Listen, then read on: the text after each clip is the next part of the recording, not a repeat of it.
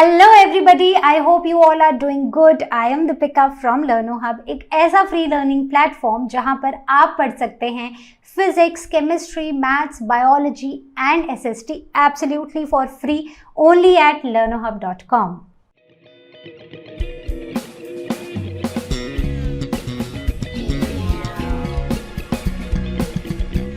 So this is a continuation session of our previous two sessions where we discussed Kingdom Monera, Kingdom Fungi, Kingdom Protista, and now we are on to our next kingdom, that is Kingdom Plantae. And with this session we are going to complete this chapter. I hope सबको समझ आया है और आज का session भी आप सबको पसंद आएगा. So do write it in the comment section and without wasting any time, let's get started.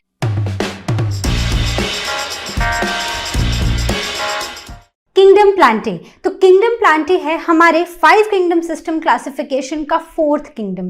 तो हम मोनेरा के बारे में पढ़ चुके हैं, हम प्रोटिस्ट्स के बारे में पढ़ चुके हैं, हम फंजाई के बारे में पढ़ चुके हैं और आज हम बात करेंगे बहुत सारे प्लांट्स की. तो बेसिकली प्लांट्स के कॉमन फीचर्स क्या हैं, प्लांट्स में कॉमन क्या है और कौन कौन से ऑर्गेनिजम्स जो हमारे अराउंड जो प्लांट लाइक होते हैं वो एक्चुअली प्लांट्स होते हैं, वो आज हम जानेंगे. ठीक है, तो शुरू करते हैं.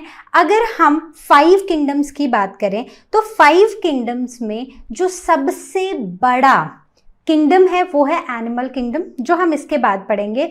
तो second largest kingdom is the plant kingdom. तो this is the second largest kingdom of organisms. दूसरी चीज, इस किंगडम में जितने अभी तक हम लोग डिस्कवर कर पाए हैं species, they are around 2.5 lakh. ठीक है, so 2,50,000 species they make up this kingdom. And remember, ये वो स्पीशीज हैं जो हम आज तक ढूंढ पाए हैं. ये कुछ ऐसी स्पीशीज होंगी जो ऐसी जगह पे होंगी जिन्हें हम पहुंच भी नहीं सकते. तो अभी तक जितनी डिस्कवर हुई हैं, they are 2,50,000 species around. Okay, the next is they are multicellular and eukaryotic. तो मल्टीसेलुलर मतलब एक से ज्यादा सेल्स के ये बने होते हैं. Either they are few celled और मल्टीसेल्ड. तो if you remember, so either the organisms are one celled or they are few celled or they are multi celled, right? तो ऑर्गेनिजम्स ऐसे ही कुछ होते हैं. तो ये जो दोनों होते हैं few and multi celled, they are called as multicellular organisms. बात क्लियर हो गई. दूसरी चीज, दे आर यूकैरियोटिक. तो जस्ट रिकॉल दैट डिफरेंस जो मैंने आपको पहली स्लाइड से बताना शुरू किया है कि 2 तरह के ऑर्गेनिजम्स होते हैं. एक होते हैं प्रोकैरियोट्स और एक होते हैं यूकैरियोट्स. ये जो डिवीजन है ना, ये डिवीजन है on the basis of the nucleus, कि न्यूक्लियस कैसा है, क्या न्यूक्लियस के अराउंड कोई मेम्ब्रेन है या फिर ऐसे ही न्यूक्लियर मटेरियल साइटोप्लाज्म में बिखरा हुआ है. So those organism where the nuclear membrane is not present और the nucleus is not defined, so that is they are the prokaryotes. And all those organisms where the nuclear membrane is defined, they are the eukaryotes. ठीक है, तो बात clear हो गई सबको. तो ऐसे ही हम बहुत सारे प्लांट्स जैसे हम फॉरेस्ट में देखते हैं, तो क्या वो सभी एक जैसे होते हैं? सभी एक जैसे नहीं होते, लेकिन कुछ कॉमन फीचर्स होते हैं प्लांट्स के जो एक जैसे होते हैं. ठीक है, तो इसके बाद हम आते हैं एक बहुत ही मेन कैरेक्टरिस्टिक्स पे, जो हम यहाँ पर प्लांट्स के बारे में जो हम जानते भी हैं और थोड़ा सा जानेंगे. सो that is the presence of chlorophyll. तो हर प्लांट में एक ग्रीन कलर का पिगमेंट होता है विच इज क्लोरोफिल. तो क्लोरोफिल कहाँ पर होता है? So do you remember the cell organelles? तो सेल ऑर्गेनल्स में एक ऐसा ऑर्गेनल था जो सिर्फ प्लांट्स में था और एनिमल्स में नहीं था. कौन सा था वो? So that was chloroplast. तो क्लोरोप्लास्ट एक सेल ऑर्गेनेल है जिसके अंदर क्लोरोफिल होता है और ये क्लोरोफिल क्या करता है? ये सनलाइट को कैप्चर करता है. क्या करता है? सनलाइट को कैप्चर करता है. ठीक है, समझ आ गई. सनलाइट को कैप्चर करने के बाद प्लांट्स अपने सराउंडिंग से क्या करेंगे? वाटर लेंगे और कार्बन डाइऑक्साइड लेंगे और इन दोनों की मदद से वो क्या करेंगे, they will perform the process of photosynthesis. So they will perform the process of photosynthesis. ठीक है, बात समझ आ गई. तो यहां पर होगा फोटोसिंथेसिस. तो अब कौन से ऑर्गेनिजम्स अपना खाना खुद बनाते हैं और कौन औरों पे डिपेंडेंट है, उसके बेसिस पर भी हमारी दो क्लासिफिकेशंस है. Remember, autotrophs and heterotrophs. So since plants are able to make their own food, so they are called as autotrophs. ठीक है, तो ऐसे organisms को हम बुलाते हैं autotrophs. Clear? So auto means self, तो अपना खाना खुद ही बना लेना. So they are the autotrophs. So plants are the autotrophs and they show autotrophic nutrition. ठीक है, so they are autotrophs and they show autotrophic nutrition. Clear, समझ आ गया. तो जब ये प्रोसेस होता है ना फोटोसिंथेसिस का, तो यहां पर ना हमें दो चीजें मिलती हैं. क्या क्या मिलता है, जल्दी से रिकॉल करो क्या क्या मिलता है. एक तो यहां पर इस प्रोसेस में oxygen gas as a by product release होती है और दूसरा खाना तो हमें मिलता ही है. तो इस खाने पे और ऑक्सीजन पर ही सारे के सारे लिविंग ऑर्गेनिजम्स जिंदा हैं. तो इसका मतलब ये है कि लाइफ अर्थ पे तभी पॉसिबल है जब प्लांट्स हैं. तो अगर प्लांट्स नहीं होंगे तो लाइफ अर्थ पे पॉसिबल होगी ही नहीं. हमें क्या चाहिए, हमें जीने के लिए क्या चाहिए, ऑक्सीजन चाहिए. अगर ऑक्सीजन हमें नहीं मिलती है तो हम क्या होंगे, हम मर जाएंगे. ठीक है, so same is with other living organisms. So see how important these plants are. तो हमें प्लांट्स को या पेड़ों को काटना नहीं है, ज़्यादा से ज़्यादा एरिया हमें ऐसा यूटिलाइज करना है कि उसमें ज़्यादा से ज़्यादा एरिया में हम प्लांट्स को ही ग्रो करें. बात समझ आई, इजी था, सिंपल था समझने में. तो आगे बढ़ते हैं इसके डिविजन्स पर. तो हमने प्लांट्स को, ये जो किंगडम प्लांटे है, इसको हमने चार फर्दर डिविजन्स हमने इसके बनाए हैं. तो सबसे पहला है एल्गी. तो आपने ऐसे जैसे पत्थरों पे या जहाँ पर थोड़ा पानी स्टेगनेंट होता है तो वहाँ पर आपने ऐसे ग्रीन कलर का एक लेयर डिपॉजिट देखी होगी. सो that is algae. The second is mosses. ऐसे छोटे छोटे प्लांट्स भी आपने कहीं देखे होंगे. सो दे आर द मॉसेस. ठीक है, उन्हें हम मॉसेस बुलाते हैं. The third one is ferns. ऐसे कुछ प्लांट्स देखे होंगे जिनकी लीव्स कुछ ऐसी होती हैं. So they are the ferns. And finally the flowering plants. तो फ्लावरिंग प्लांट्स को फर्दर हम डिवाइड करते हैं दो में. सो वन इज एंजियोस्पर्म्स, हम पढ़ेंगे इनको. ठीक है, so they are angiosperms and gymnosperms. तो इस क्लास में ना आपको इनकी थोड़ी क्लियर कट डिफरेंस आपको देखने को मिलेगा इन फ्लावरिंग प्लांट्स में. तो आई होप इतना आप सबको समझ आया है. तो आगे बढ़े अपने फर्स्ट डिवीजन की तरफ, दैट इज एल्गी. एल्गी मतलब काई. ठीक है, काई जम जाती है. क्लियर, तो चलो चलते हैं एल्गी की तरफ. Now coming on to the first division that is algae. तो अगर हम एल्गी की बात करें ना, तो एल्गी मतलब काई. तो आपने देखा होगा कि जैसे रिवर बैंक्स होते हैं तो वहां पर जो पत्थर होते हैं ना, तो उन पत्थरों के ऊपर हमें ऐसी, जैसे आप इस पिक्चर में देख रहे हो, ऐसे कुछ ग्रीन कलर की कोटिंग दिखाई देती है. तो what is that, that is basically a plant, right. वो एक प्लांट है, लेकिन वो एक ऐसा प्लांट है जिसके पास कोई रूट्स नहीं है, जिसके पास कोई स्टेम नहीं है, जिसके पास कोई लीव्स नहीं है, और इन्हें हम बुलाते हैं एल्गी. तो एल्गी हमें वहां पर देखने को मिलती हैं यूजुअली जहां पर पानी होता है. तो इवन फ्रेश वाटर हो या मरीन वाटर हो, हमें एल्गी देखने को मिलती है. ठीक है, so their habitat is aquatic and since they are aquatic, तो फ्रेश वाटर के आसपास भी और मरीन वाटर के आसपास भी हमें एल्गी देखने को मिलेगी. ठीक है, अब एल्गी जो होती है ना, वो यूनिसेलुलर होती है या फिर मल्टी सेलुलर. मतलब एक ऐसी एल्गी है, एक ऐसा ऑर्गेनिज्म है जो यूनिसेलुलर फॉर्म में भी एग्जिस्ट करता है और मल्टी सेलुलर फॉर्म में भी एग्जिस्ट करता है. Then they have a green pigment called chlorophyll. तो इसका मतलब है कि एल्गी कैसी है, दे आर द ऑटोट्रॉप्स, ठीक है, वो ऑटोट्रॉप्स होते हैं और इनकी न्यूट्रिशन होती है ऑटोट्रॉपिक न्यूट्रिशन। बात समझ आ गई सबको? ओके, नाउ अब इनका कलर कैसा होता है? यूजुअली तो हमें ना ये ऐसी ग्रीन कलर की देखने को मिलती हैं, लेकिन कई जगह पर अगर आप देखोगे जो ग्रोथ हुई होती है, जो वाटर बॉडीज के अराउंड से किसी भी सरफेस पे जो ग्रोथ हुई होती है, sometimes it is red in colour, sometimes it is brown in colour. तो एल्गे का कलर रेड भी हो सकता है, ब्राउन भी हो सकता है, ग्रीन भी हो सकता है। So why it is red और brown? So the reason is the pigment. जैसे जो ग्रीन है, so green has a pigment called chlorophyll, तो क्लोरोफिल पिगमेंट की वजह से ये हमें ग्रीन देखने को मिल रही है। लेकिन जहां पर रेड और ब्राउन होता है वहां पर ये पिगमेंट अलग होता है, और इस पिगमेंट के अलग होने की वजह से उनका कलर अलग हो जाता है। ठीक है, ओके।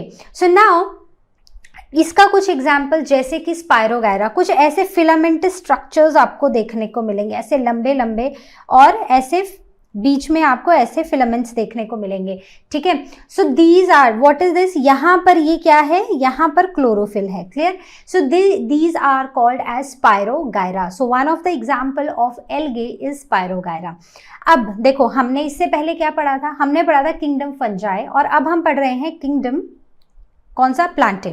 तो यहाँ पर एल्गे और फंजाई में फर्क क्या है? एल्गी भी कुछ ऐसी जैसे, सॉरी, फंजाई भी कुछ ऐसी, ऐसे ब्रेड रख दो तो ब्रेड के ऊपर मॉइस्ट सरफेस पे वो ग्रो करना शुरू कर देती है। उसके भी हमें कोई रूट्स या फिर उसके भी हमें कोई क्लियर लीव्स या स्टेम नहीं देखने को मिलती है। तो दोनों में फर्क कहाँ है? So that is important, that is an important question.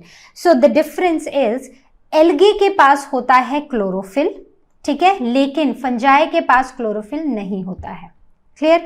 Now algae जो होती हैं उनके फोटोसिंथेटिक ऑर्गेनिजम्स होते हैं, क्योंकि उनके पास क्लोरोफिल है तो वो अपना खाना खुद बनाता है। लेकिन वहीं पर अगर हम फंजाई की बात करें तो ये हैं हेटेरोट्रॉफिक ऑर्गेनिजम्स, जो डेड और डिकेइंग मैटर पर फीड करते हैं। तो इसका मतलब ये है सेप्रोट्रॉफ्स। ठीक है, because saprotrophs are the organisms which feed on dead and decaying organisms. Third difference is, algae की अगर हम बात करें तो ये यूजुअली हमें वाटर बॉडीज के अराउंड देखने को मिलती हैं, जहां पर भी पानी है, मतलब जहां पर भी बेसिकली मॉइस्चर है पानी के आसपास, वहां पर ये हमें देखने को मिलेंगी। ये फ्रेश में वाटर में भी हो सकती है और मरीन वाटर में भी हो सकती हैं।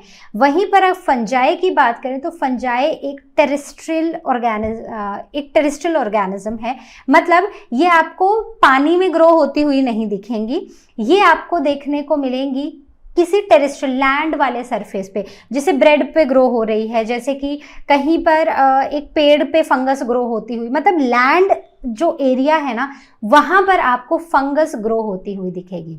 The next one is the body is not differentiated into root, stem and leaf. जैसे कि मैंने आपको बताया, तो काई होती है, उस काई को जरा तोड़ के थोड़ी सी निकाल के देखना, तो ना आपको रूट्स दिखेंगी क्लियरली, ना आपको स्टेम दिखेगी, ना आपको लीव्स दिखेंगी।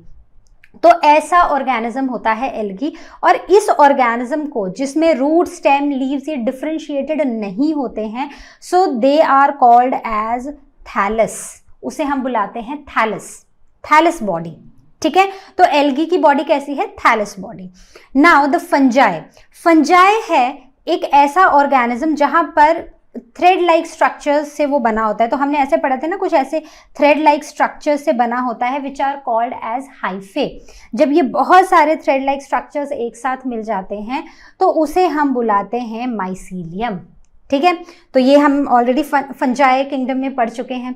तो दोनों का एग्जाम्पल ले लेते हैं एल्गी का। एक तो अभी हमने पढ़ा, दैट इज स्पायरोगायरा और ulothrix. So these are the two examples of algae. Fungi में अगैरिकस और penicillium, so these are the examples of fungi. ठीक है, तो दोनों में फर्क समझ आ गया। एल्गी एक तरफ एक प्लांट है जो खुद अपना खाना बना रहा है, वो अलग बात है कि इसकी बॉडी डिफरेंशिएटेड नहीं है into root, stem and leaves. ठीक है, वहीं पर फंजाई क्या है? फंजाई एक हेटेरोट्रॉफिक ऑर्गेनिज्म है जो डेड और डिकेइंग मैटर पर फीड कर रहा है और वहां से अपने न्यूट्रिशन को डिराइव कर रहा है। क्लियर? बात समझ आ गई सबको? तो आगे बढ़े। Now coming on to mosses, and mosses come under bryophytes. ठीक है, तो जब आप हायर क्लासेस में जाएंगे ना तो आप मॉसेस को आप पढ़ोगे under a division called bryophytes.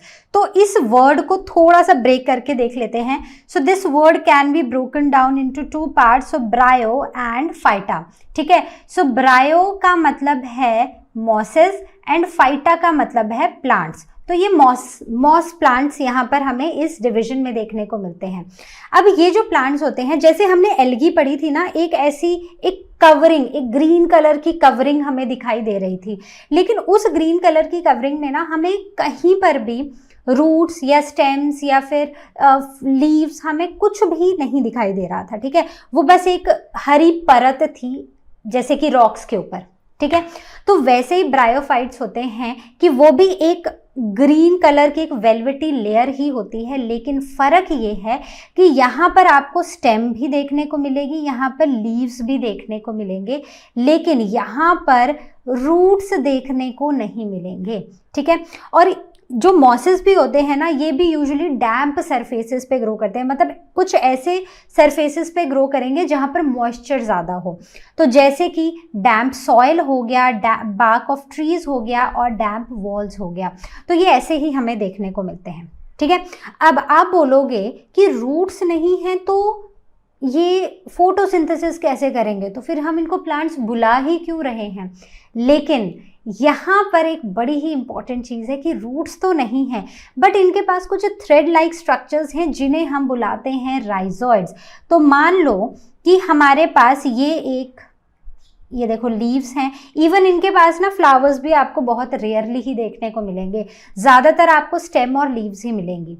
ठीक है, तो मान लो ये इस डैम्प सरफेस पे ग्रो हुआ है, तो यहाँ पर जहाँ पर ये ग्रो हो रहा है ना, वहाँ पर ये इनके पास होते हैं कुछ थ्रेड लाइक स्ट्रक्चर्स जो इनको सरफेस से अटैच कर देते हैं और पानी एब्जॉर्ब करना शुरू कर देते हैं उस सरफेस से। सो these rhizoids, they stick to the surface and they absorb water.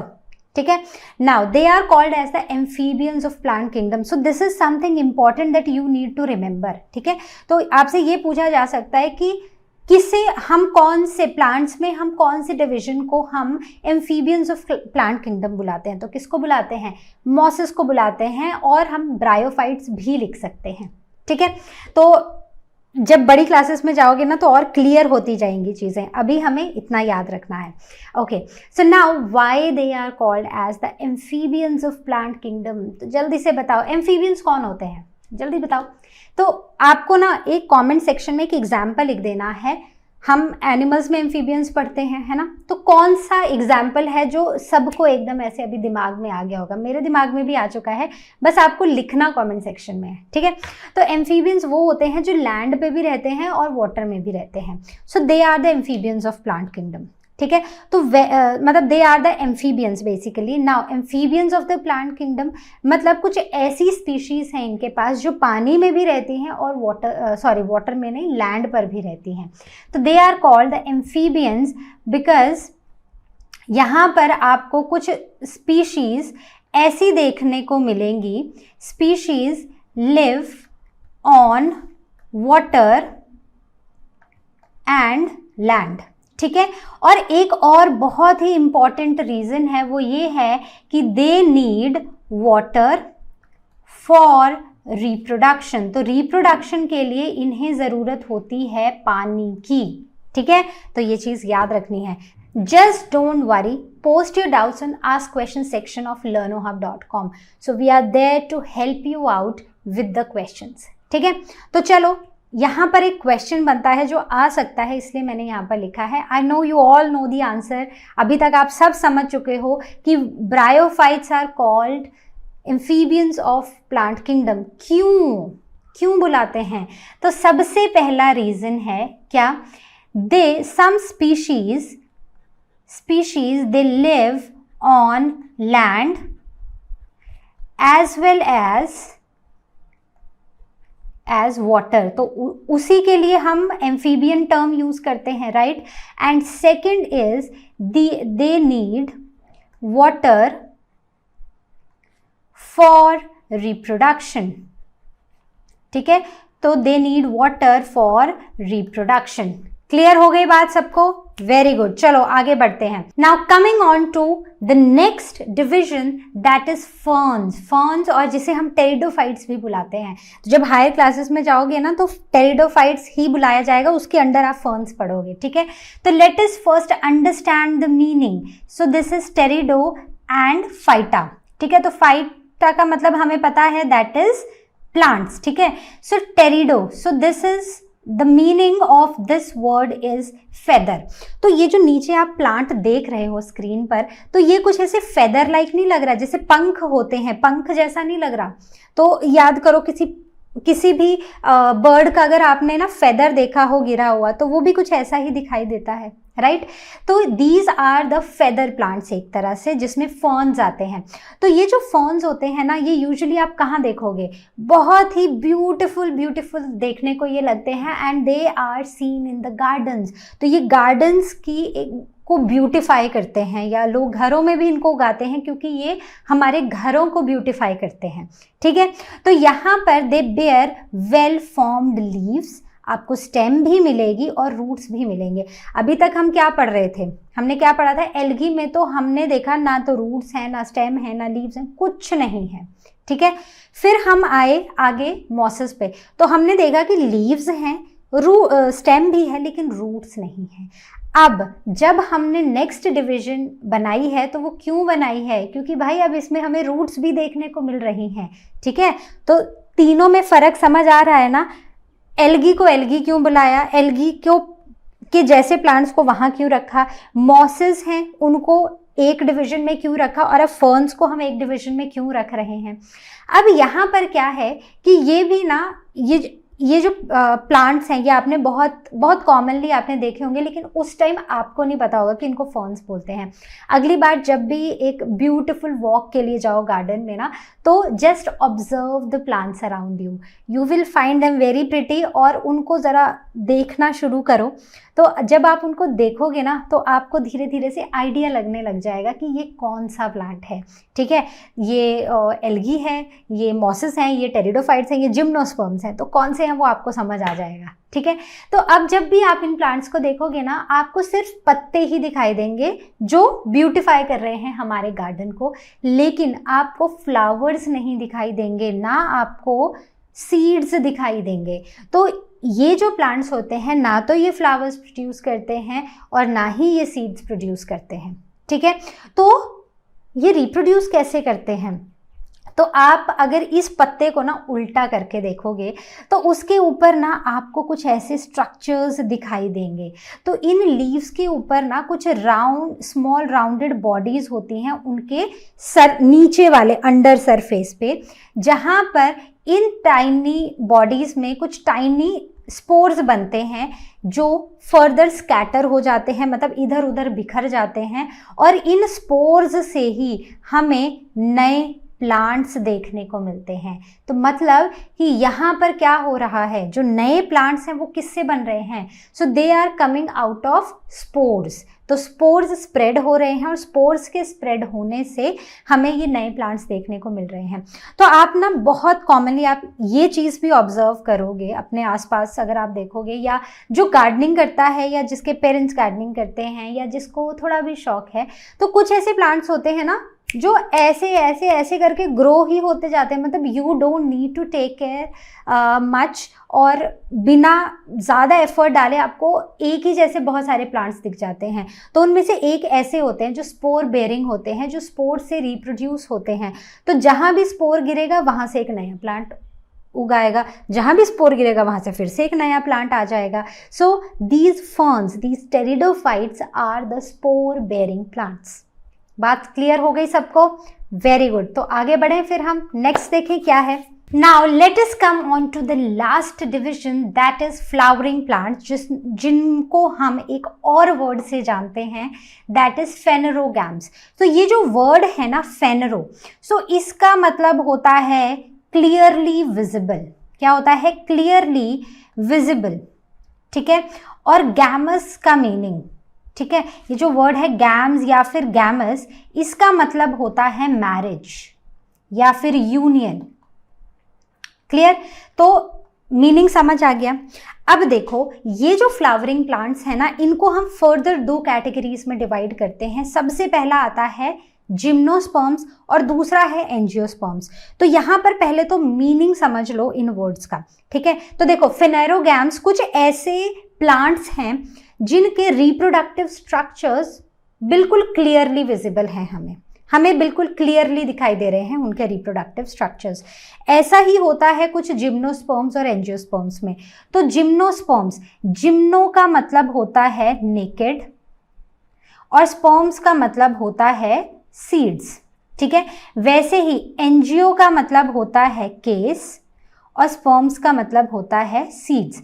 तो यहाँ पर जो ये रिप्रोडक्टिव स्ट्रक्चर्स हैं या जो रिप्रोडक्टिव यूनिट्स हैं, they are naked, they are clearly visible, ठीक है। वहीं पर एंजियोस्पर्म्स में भी they are clearly visible, but they are packed inside something. मतलब ये किसी चीज के अंदर, किसी केस के अंदर पैक्ड होते हैं, मान लो एक डब्बे में पैक्ड है, ठीक है। वहीं पर जिम्नोस्पर्म्स के केस में जो रिप्रोडक्टिव यूनिट्स हैं या स्ट्रक्चर्स हैं, ये बिल्कुल क्लियरली विजिबल हैं, ये बिल्कुल साफ हैं, इनके अराउंड कोई कवरिंग नहीं है, ये किसी चीज के अंदर पैक्ड नहीं है। तो इन दोनों चीजों का मतलब समझ आया। इनको और डिटेल में डिस्कस करते हैं जिससे आपको दोनों के बीच का डिफरेंस समझ आ जाएगा। तो चलो स्टार्ट करते हैं जिम्नोस्पर्म्स से। Now coming on to gymnosperms. तो जिम्नोस्पर्म्स मतलब कुछ ऐसे ट्रीज या प्लांट्स जिनके सीड्स नेकेड हैं, जो हमें क्लियरली दिखाई देते हैं, ठीक है।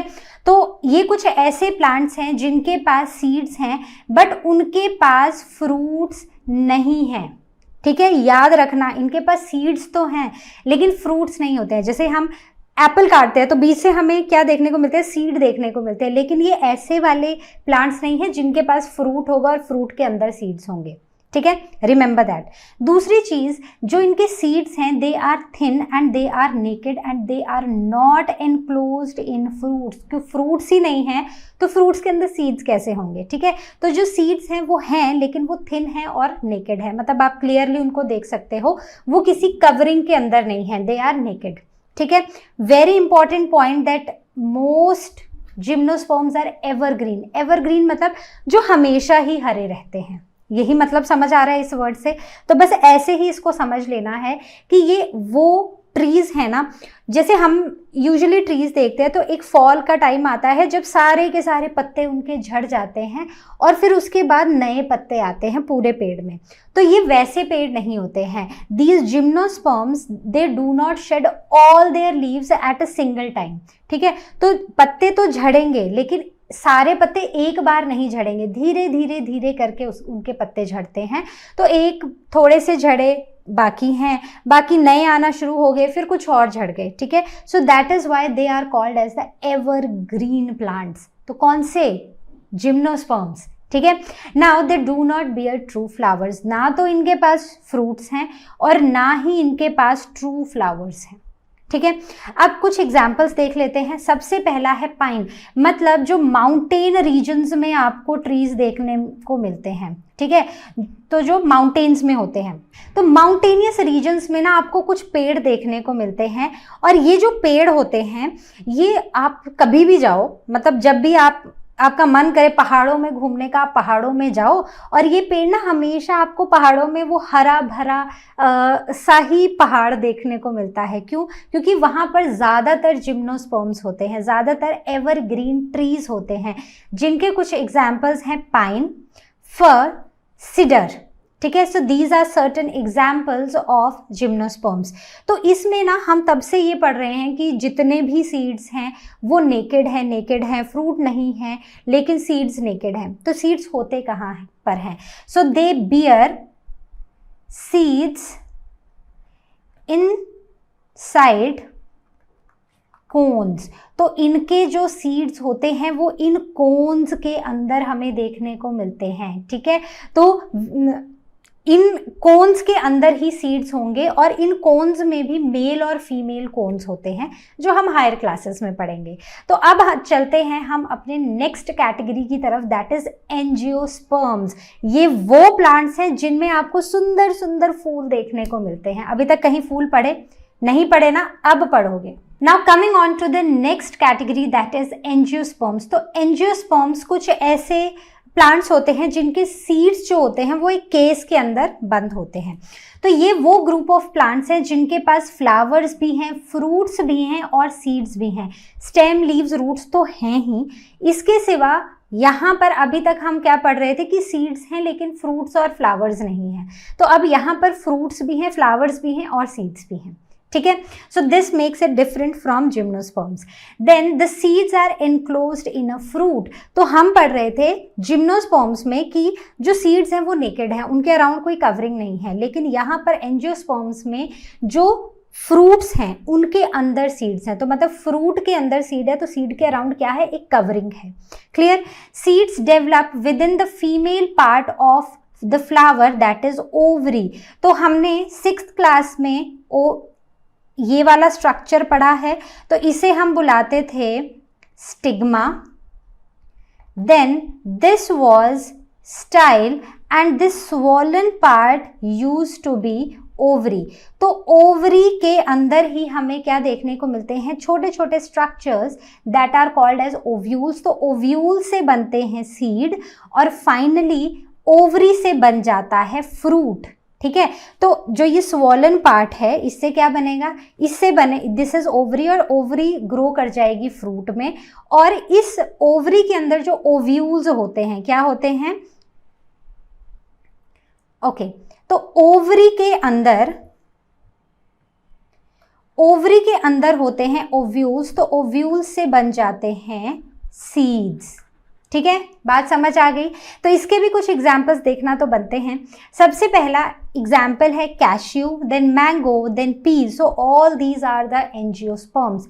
सबके seeds they are enclosed in a case, right. अब इसमें भी ना फर्दर हम एंजियोस्पर्म्स को 2 कैटेगरीज में डिवाइड करते हैं, that is on the basis of presence of seed leaves और द कॉटिलिडन्स, ठीक है। तो कॉटिलिडन्स कितने हैं, 1 हैं, 2 हैं, कितने कॉटिलिडन्स हैं, उसके बेसिस पर हम इन एंजियोस्पर्म्स को 2 कैटेगरीज में डिवाइड करते हैं। ये कॉटिलिडन्स क्या करते हैं, ये कॉटिलिडन्स कुछ ऐसे स्वॉलन से स्ट्रक्चर्स होते हैं जो फूड को स्टोर करते हैं and they form the bulk of the seed, ठीक है।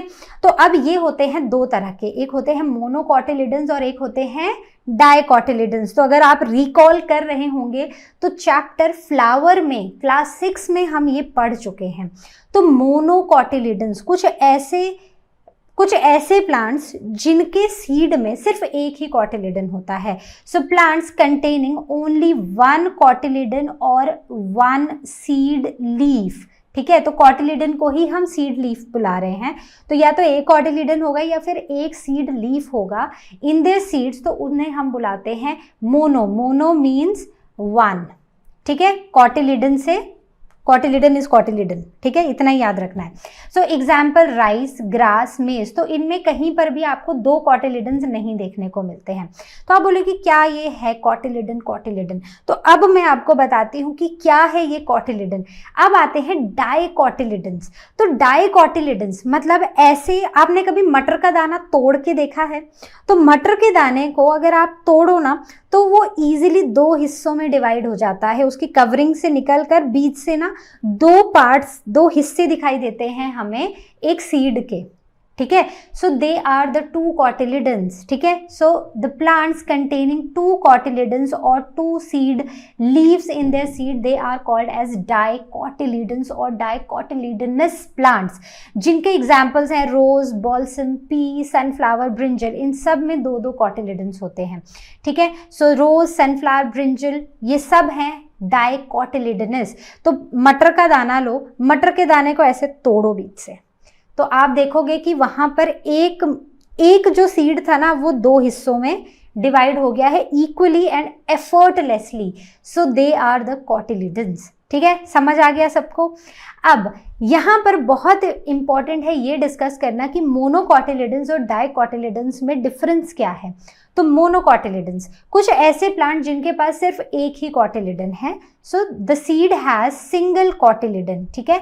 सीड के पास है सिंगल कॉटिलिडन, वहीं पर यहाँ पर सीड के पास 2 कॉटिलिडन्स हैं। क्लियर हो गया। दूसरा, वेन्स हैव पैरेलल विनेशन, तो द लीफ में वापस जाओ। तो जब हमने द लीफ चैप्टर पढ़ा था क्लास 6 में, तो हमने वहां पर क्या पढ़ा था, हमने ना वहां पर विनेशन पढ़ी थी और रूट की टाइप पढ़ी थी। तो हमने ना एक कनेक्शन हम लेकर आए थे। कनेक्शन क्या था? कनेक्शन कुछ ऐसा था कि जो वेन्स होते, जो मोनोकॉट्स होते हैं ना, मोनोकॉट्स में होती है पैरेलल विनेशन, और जहां पर भी पैरेलल विनेशन होगी लीव्स में, तो अगर लीव्स में मान लो कि सारी वेन्स ऐसी ही जा रही हैं, तो उनकी जो रूट सिस्टम होता है that is fibrous root system. तो रूट्स भी ऐसे होते हैं, ठीक है, उसमें कोई मेन रूट, कोई सेकेंडरी रूट, कोई रूट हेयर अलग से डिफरेंशिएट नहीं होता है, ठीक है। और दूसरा, जब डायकोटिलिडन्स की बात करते हैं तो डायकोटिलिडन्स में होती है रेटिकुलेट विनेशन, कुछ ऐसी विनेशन जो एक वेब लाइक स्ट्रक्चर बनाती है। ये भी फर्दर यहाँ से भी वेन्स निकलती हैं, so they actually make a mesh like structure, ठीक है। और जो प्लांट्स जिनकी लीव्स में ऐसा मेश जैसा बन रहा होता है, उनकी रूट्स होती हैं टैप रूट सिस्टम वाली। मतलब एक आपको दिखेगी मेन रूट से या प्राइमरी रूट से निकलती हुई कुछ लेटरल रूट्स होंगी या सेकेंडरी रूट्स होंगी, और सेकेंडरी रूट से आपको ऐसे थिन रूट हेयर देखने को मिलेंगे, ठीक है, समझ आ गया।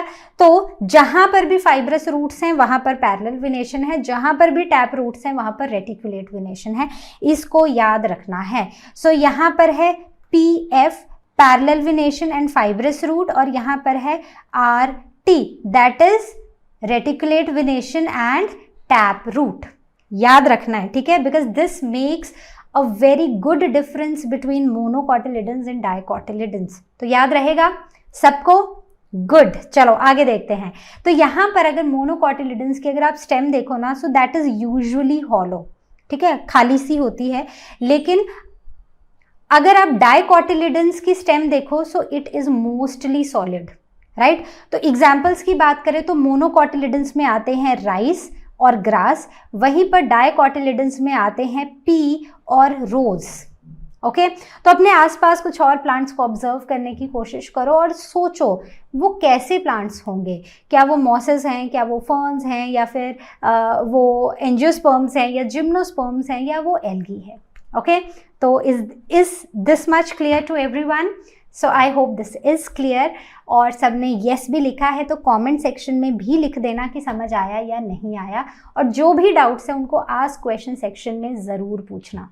ओके, तो अब चले एक और बहुत ही इंपॉर्टेंट डिफरेंस की तरफ, that is between gymnosperms and angiosperms. तो जिम्नोस्पर्म्स नेकेड सीड्स वाले, एंजियोस्पर्म्स केस्ड सीड वाले, कवर्ड सीड्स वाले, ठीक है। तो यहाँ पर ये मोस्टली जिम्नोस्पर्म्स वो वुडी ट्रीज होते हैं, ठीक है, मोस्टली वुडी होते हैं।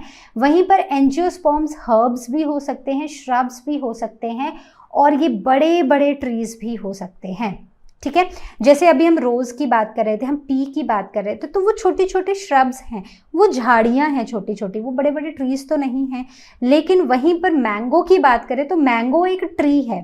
तो these angiosperms vary from herbs to shrubs and then trees, right? वहीं पर gymnosperms are mostly woody trees. The second is, यहाँ पर जिम्नोस्पर्म्स के केस में हमने पढ़ा था कि आपको स्टेम भी दिखाई दे रही है, आपको लीव्स भी दिखाई दे रही हैं, लेकिन आपको ना तो फ्रूट्स दिखाई देंगे ना फ्लावर्स दिखाई देंगे। एंजियोस्पर्म्स के केस में आपको फ्लावर्स भी दिखाई देंगे और फ्रूट्स भी दिखाई देंगे। सो this makes a very good difference between angiosperms and gymnosperms. The next difference is they bear naked seeds which are not enclosed in a fruit. तो भाई फ्रूट है ही एब्सेंट, तो फ्रूट के अंदर सीड्स कहाँ से आएंगे? सीड्स को तो बाहर ही रहना पड़ेगा।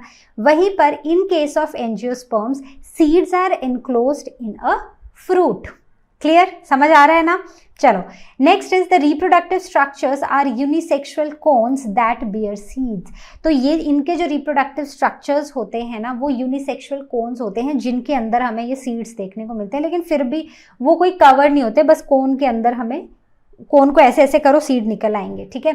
तो जो भी पहाड़ों में रहते हैं उन सबको पता है, जिन्होंने पाइन ट्रीज देखे हैं तो उन सबको पता है, वो बहुत मज़ा आता है। Even if you go to mountainous regions, if you go to say Kullu Manali इस तरफ जाओ तो वहाँ पर कोन्स को ना पेंट करके इवन डेकोरेट भी किया जाता है। मैंने भी बचपन में बहुत किया है, I use to love those cones, ठीक है। तो ये कुछ ऐसे रिप्रोडक्टिव स्ट्रक्चर्स होते हैं, जो कोन्स होते हैं ये रिप्रोडक्टिव स्ट्रक्चर्स होते हैं जिनके अंदर सीड्स होते हैं।